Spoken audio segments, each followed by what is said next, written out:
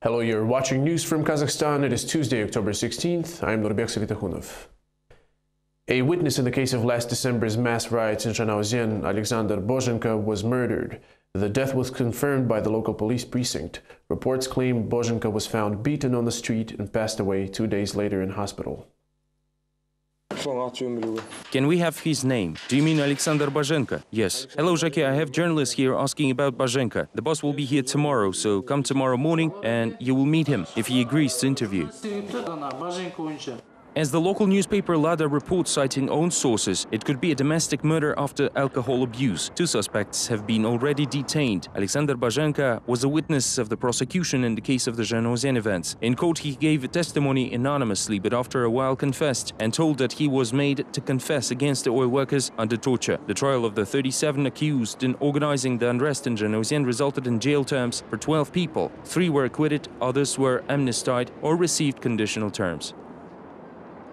Alexander Bozhenko, the foster child of Zhanaozen orphanage, was one of the prosecution witnesses in the case of Zhanaozen riots. His body is currently in the morgue. This was confirmed by the front office of the Internal Affairs Directorate of Zhanaozen.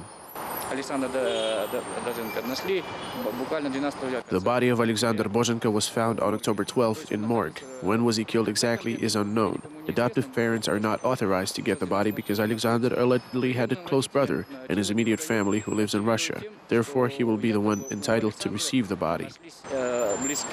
During the trial, Alexander Bozhenko testified against oil worker Janat Moranbayev under the cover name Kairat Alpasbayev. Although later he could not bear with it, finally confessed, revealing his real name.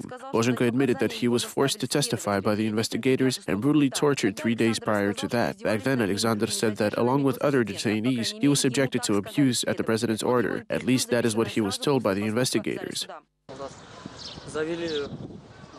On December 18th, when I went to the store, I was arrested and driven away. They gave me quite a merciless beating. Then they brought me into the garage of the DIA and locked me there. I spent from 11 a.m. to 9 p.m. standing barefoot in water. There were hundreds of people. All of them were beaten and tortured. I was told that I would have to testify against Janat. They injured my liver and bladder by physical abuse. I still suffer because of it, and I have trouble urinating. As a result of torture, Alexander had a broken wrist and a head injury. However, cases of torture were not confirmed during the preliminary investigation. The exact cause of the young man's death has not been identified yet, but there are rumors on the internet that the murder was motivated by alcohol consumption. This version is strongly refuted by those who knew Alexander personally. He became religious despite his young age. He did not abuse alcohol, and he was a blessed man. Normally, a murder or a crime is associated with a person's occupation. The fact that Alexander was not into these kinds of things suggests that it was some kind of revenge, although it is my personal guess. Public figure Galim Agileuov reported the death of the young Alexander Bozhenko. I received this information on Monday by the phone call from Zhanaozen, but I am not sure about the exact location. They say the funeral will be held on Tuesday, although it is not verified information. Publicly accusing security forces of torture, Bozhenko knew that he will be subjected to pressure down the road. Here are his last words in an interview with our reporter. Thereupon, he refused to make any comments for the record. I wish to God that the court would make the right decision, so that it all ended in good faith. There will be threats, I am aware of that, but I will cope. I hope that everything will be fine, and I will certainly thank the Lord. On Monday, October 15th, public activist Serik Saprakhali gave his first press conference after being released. To recount, he received a 4-year suspended sentence with 3 years probation and a fine of $2,500. Saprakhali spent 10 months in Aktau pre-trial detention center. The time he spent there surely didn't do any good for the 60-year-old activist, especially given his health condition. He told the journalist about the proceedings and mentioned the events preceding to the outrage against opposition leaders, the events that specifically led to the strike in Zhanaozen. Despite the fact that he partially admitted his guilt, Saprakhali intends to keep fighting for justice. I'll do it to the best of my power and ability. I'll consult my lawyer because I still don't know what I can and can't do. It is the first time that I'm on probation. I'll be consulting the young generation in the best way I can, and this gives me hope. I was really upset while I was in detention. Our people have the future. I'll at least be an advisor because I won't be able to keep my mouth shut. KplusTV channel, Stan.TV, Respublika, as well as newspapers Golos Respubliki and Vzгляд are all conducting an information policy aimed at undermining and destroying the socio-political foundation of Kazakhstan's constitutional regime. These are the words read by Judge Murzabekov in the concluding part of the verdict over Vladimir Kozlov on October 8th in Aktau. The written version of the document is not yet available to the public, but we do have footage of Murzabekov reading it out.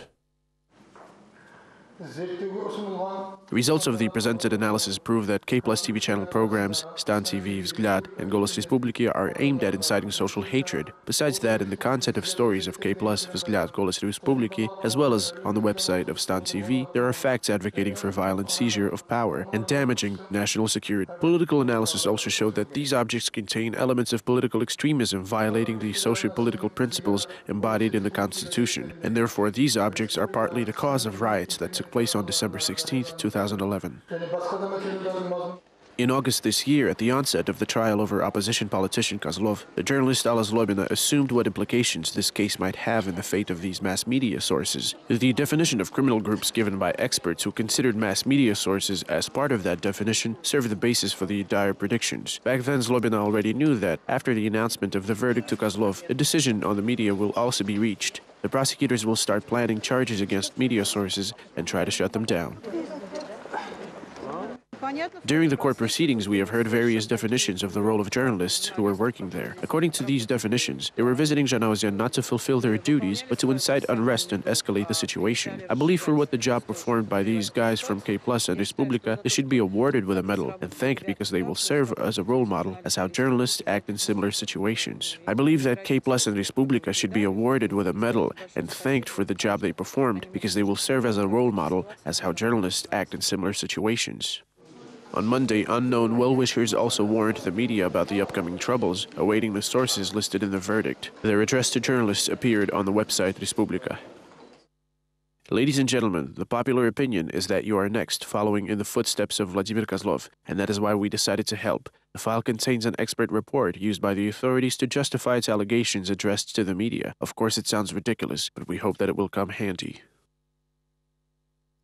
Special services are wiretapping Bakhat Tumenova, president of Aman Saulik Public Foundation, reports Respublika newspaper via its continuous informant Aman Shabdarbayev. Shabdarbayev advised the public activist to check a hole drilled inside her apartment and a surveillance camera in the stairwell. Tumenova followed the advice of the unknown reader and decided to check her apartment. She found a hole drilled in the floor with a metal pin, which perhaps is the means of the wiretap. Tumenova lives one floor above the office of the local KCK. According to Shabdarbayev, this premise was used for wiretapping the apartment. In addition, there are a series of operational procedures in regard to Tumenova. Her mobile and landline phones are tapped, and the office of the foundation is also controlled.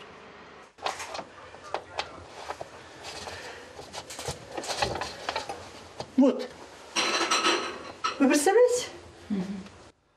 Can you imagine what they were going to do? Wiretap, release gas, conduct video surveillance? Where do they get the nerve?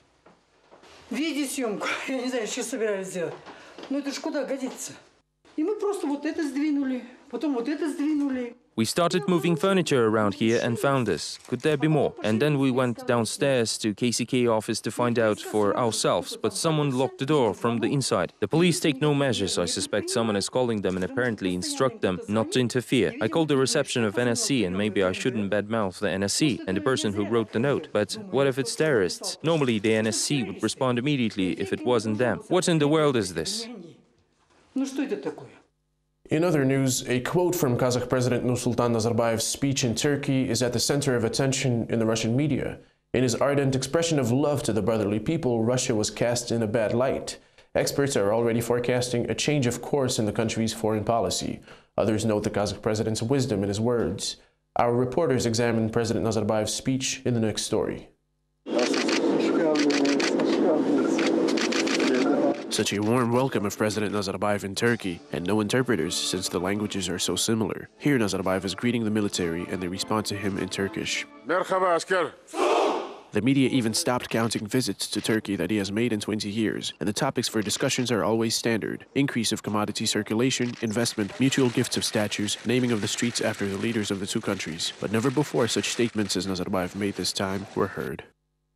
We live on the soil of all Turkic nations. When in 1861 the last Kazakh Khan was killed, we were a colony of Tsarist Russia and then the Soviet Union. In 150 years, Kazakh almost lost their national traditions, customs, language, and religion. Thank God in 1991 we declared independence. Your ancestors leaving the country from Turkic Khanate took the name of the Turkic nation. Until now, Turks call the best young men as Kazakh, so we are those Kazakhs. And this is right after such an emotional visit to Moscow, where the same words of increase of commodities, circulation, customs union with no less important Russia. How to interpret the words of the Kazakh leader now? Does this mean change of foreign policy? Or perhaps President spoke just for Kazakhs? But why in the neighboring Russia, Nazarbayev's words are discussed more actively than in Kazakhstan? The aging Kazakh leader, former high-minded communist who now positions himself as a leader of a great Kazakh nation, is sinking into senility and seems to develop memory loss. Recently, he declared Kazakhstan the senior brother of Turkey that was separated from its sister by the bloody Tsarist regime. This is the opinion of the businessman, political scientist, and blogger Andrei Kuprikov that appeared on Echo Moscow website and caused sharp polemics in numerous commentaries, but experts do not see the reason for arguments in this opinion. By force of inertia, they consider it possible to say one thing that suits this particular capital and another in that capital and think that nobody will learn about it. But internet is everywhere. Maybe Nazarbayev did not say these words, but they are written in Kazakh textbooks. Nazarbayev is a sophisticated politician. He knows what he is worth. He knows the price of the historical relationships with Moscow and knows what Moscow thinks of him. Moreover, he knows that he is valued in Moscow. I feel that Nazarbayev's speech should be taken just as the recent words of the Kyrgyz president. In both countries, after they gained independence 20 years ago, they have been seeking their identity. Russian experts do not have any misgivings about this. Nazarbayev is judged as a politician of the old school, and the relationships between Russia and Kazakhstan as the most stable at the post-Soviet space. But some in Kazakhstan think different. Turks were our brothers for 1,000 years. We were one nation a long time ago, and I would support such a process of the integration. And therefore Russia was a parent state. The question is, why would we start the process of integrating with our former parent state? On the next day, economist Mukhtar Tayjan and other activists are gathering at another conference to abolish the customs union. Whether they will manage to stop what was started over a year ago remains to be seen. Negotiations to join the World Trade Organization could take another 6 months, reports Minister of Economic Integration Janar Aytajanova from Almaty. Currently, Kazakhstan has completed negotiations with 30 WTO member countries, including the United States. The only party which is yet to come to an agreement with is the European Union. Furthermore, the minister noted that in multilateral negotiations, the issue of agricultural subsidies remain unsolved. Those WTO members who raise and supply grain to the world markets, such as Canada, Australia, the USA, oppose the use of export subsidies by Kazakhstan. However, Kazakhstan has no access to the sea, and our transportation costs to export grain to the nearest Russian port are $136 per ton. This is a huge expense. Moreover, the Minister Ayjanova said that WTO membership would not conflict with existing documents signed in the framework of the customs union. Michael Delaney, deputy U.S. trade representative, also approved of the negotiations with the World Trade Organization. He said the USA was ready to support the negotiation process. That the past lives in the present and determines the future. And so it is with Central Asia. Central Asia played an important part in the history of one of the most famous trade routes, the Silk Road. Now there is talk of resurrecting the idea and building a new Silk Road. The visa regime between Greece and Kazakhstan will be simplified, said the Foreign Ministry spokesman at a weekly briefing in Astana. According to Altay Bibulaev, negotiations are underway with the MFA's Executive Secretary Rapil Joshabaev in Greece on a working visit. The parties also intend to sign an intergovernmental agreement on the exemption of visa requirements for holders of diplomatic passports. With the Minister of Tourism of Greece, we intend to discuss the use of simplified procedure for visa issuance only for Kazakh citizens. During his visit, Joshabaev will also deliver the message of Nursultan Nazarbayev to the President of Greece. As for the intergovernmental agreement on the issuance of visas, according to travel agencies, it takes 7 days to receive a permission to enter the state. It is noteworthy that the negotiations between Kazakhstan and Greece coincided with the rumors that Greeks are trying hard to exit the EU. It was just a week ago at the Astana Media Forum when Greece was criticized for its crisis. The experts shared an opinion that the EU could really ask Greece to exit the Union. Germans are the ones who especially vote for for such turn of events. Meanwhile, the economists are still in doubt. Wouldn't only Greece benefit from leaving the EU? The tourists are the group who can benefit, since receiving the Greek visa would be a much easier process. Parliamentarians are dissatisfied with the quality of the internet in Kazakhstan. They propose to deprive Kazakhtelecom from its status of a monopolist. What exactly angered the people's representatives is in the next story. MPs declared the war on monopolies. They asked the head of the Anti-Monopoly Committee why the market in Kazakhstan is not developing and the cost-value ratio leaves to be desired. Vladislav Kosaryov, leader of the communist fraction, said that the competition in the country takes ugly forms. The domestic goods can't reach its buyers. Рынком завладели монополисты, которые везут товары из-за рубежа. The market is taken by monopolies that bring the imported goods. The agency has to learn how to distinguish between the carrots from China and those grown in Kazakhstan, and the dill from Karaganda and Uzbekistan. И укроп, который узбекистанский или который карагандинский. President's daughter continued on the same topic and complained on the poor quality of the Kazakhhtelecom, monopolist in the communications market. Darigha Nazarbayeva compared the price of the internet in Kazakhstan to that in the other countries. The cost of 1 second online costs 40 times higher in Kazakhstan than in the neighboring countries, while the quality of connection is far from the best. Сегодня без интернета не может жить никто, ни даже депутаты парламента. These days, no one can live without internet, even MPs. But what is internet like in Astana? It's impossible to download a video from internet, and there are a lot of questions from those who even once faced the quality of internet connection here in Kazakhstan. Каждого, кто хоть раз сталкивался с качеством интернета у нас в Казахстане. Darigha Nazarbayeva suggested to deprive Kazakhtelecom its status of monopolist and allow competition in this market segment. The head of the committee had to remind everyone that these are a few companies that already work in the area of communication services, and confessed that some time ago he had to reject the services of Megaline, the monopoly. Наряду с Казахтелекомом развиваются и другие компании. Other companies are developing along with Kazakhhtelecom, and you all know these companies. And I think that the consumer has to sit and analyze which provider offers services and at what price. Где какой оператор, какие услуги, по какой цене предлагает. The head of the agency noted that the penalties for violation of the consumer rights will be more strict, and that the draft law on this has already been prepared and will be presented to the government next year. MPs calmed down and decided not to shift all work on the official shoulders, and advised Gabibullah Abdurrahimov to work closer with the governor's offices.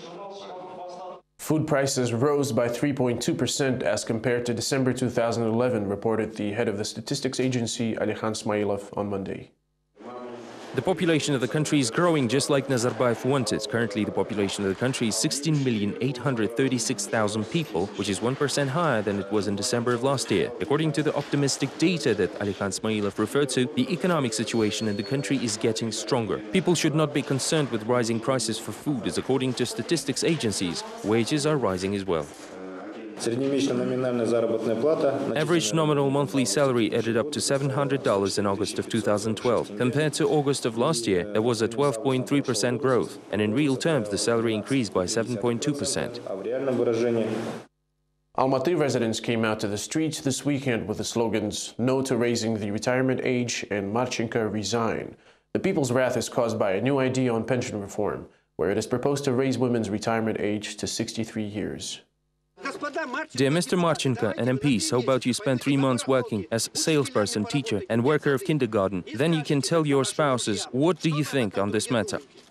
Judging by the number of people gathered for the protest, it appears that state workers are far more interested in pension reforms than ordinary people. According to organizers of the rally, the low participation rate is caused by the fear. Various crackdowns on those who are dissatisfied and the subsequent arrests deterred the residents of Almaty from coming out. Rallies were planned to be held in all regions of the country during the past Saturday, but local officials have found ways to refuse to hold the protests. Meanwhile, the protesters who gathered in the park behind the movie theater Sararka shared with the assumptions why the state needs these pension reforms.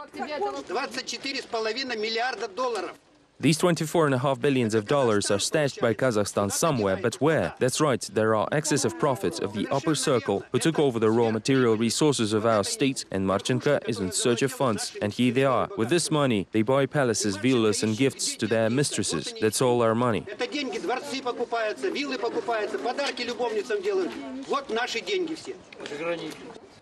Instead of raising the retirement age, the protesters proposed to think about raising the pension payments. They said that they will keep protesting until the issues are moved from the agenda. The public activists called on the political parties and associations to join the discussion over the issue. On October 16th and 17th in Astana, the activists will meet with the MPs to discuss the issue and hand over the resolution demanding the cancellation of this initiative. And finally, fingerprints of a law-abiding citizen will remain in a police database. Pavlodar Municipal Court dismissed the local resident's lawsuit against the police, who allegedly took his fingerprints without any basis. The court refused the plaintiff compensation of almost $7,000 in moral damages in order to keep his fingerprint card from being destroyed. 3 months ago, Rafael Mavlutov was summoned to the police station, where he was informed that one of the houses on the territory of the Dacha cooperative, where he used to work, has burned down. The police asked the Pavlodar resident to tell them where he was at that moment. Apparently, the law enforcement officers weren't impressed with Rafael's response, and therefore they took his fingerprints. His fingerprints and a photo were entered into a database. The resident of Pavlodar couldn't put up with the humiliation and filed the lawsuit accordingly. Servants of justice noted Rafael's claim, but after reviewing the case, the court decree didn't follow. There was a judicial definition instead, and a man was advised to apply to other agencies. Supposedly, the matters of such kind do not fall under jurisdiction of civil court. To say the least, this was quite surprising for Rafael, yet he's going to pursue and stand for his rights.